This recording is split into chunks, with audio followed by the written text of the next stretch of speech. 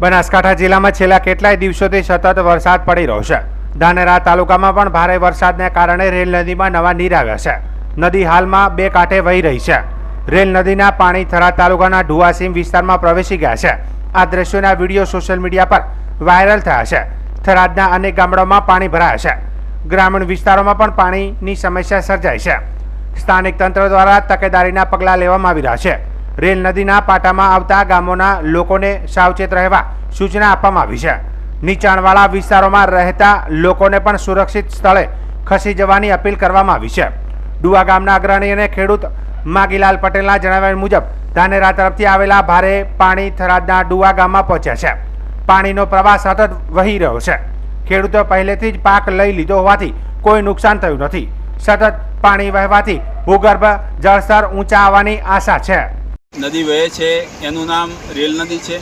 ધાનેરાથી અહીંયા સુધી વહે છે અને અહીંયાથી ખરા થઈ, રાહ થઈ, લખાપુરા થઈ, કમાળી થઈ, ભૂરિયા થઈ, દૂધવા થઈ અને ઢીમા સુધી પહોંચે છે। સવારમાં 7 વાગે ધાનેરા ક્રોસ કરી દીધું હતું। અત્યારે આ હું ઊભો છું તે અરંટવા ગામ છે। અહીંયા આ નદી આવ્યાને 1 કલાક જેવો સમય થયો છે।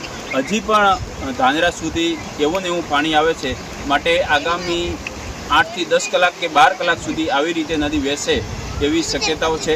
જે વચ્ચે ગામડા આવે છે ખેડૂતોને અને પશુપાલકોને નમ્ર વિનંતી કે નીચાણવાળા ભાગમાં તમારું કંઈ જાનમાલનું કંઈ નુકસાન થાય એવું હોય તો એને ઉપર ખસેડી લેવા માટે વિનંતી છે।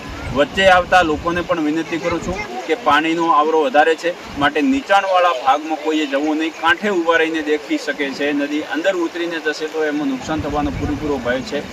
આ પાણી આવવાથી ખેડૂતોને હાલના તબકે કોઈ નુકસાન નથી, કારણ કે ઉનાળુ પાક લઈ લીધો છે, ચોમાસું પાક હજી વાવ્યો નથી અને આ પાણીના લીધે, કાંપના લીધે ખેતી સમૃદ્ધ થાય છે, જળ સમૃદ્ધ થાય છે અને એનાથી ભૂગર્ભ જળ ઊંચા આવે છે।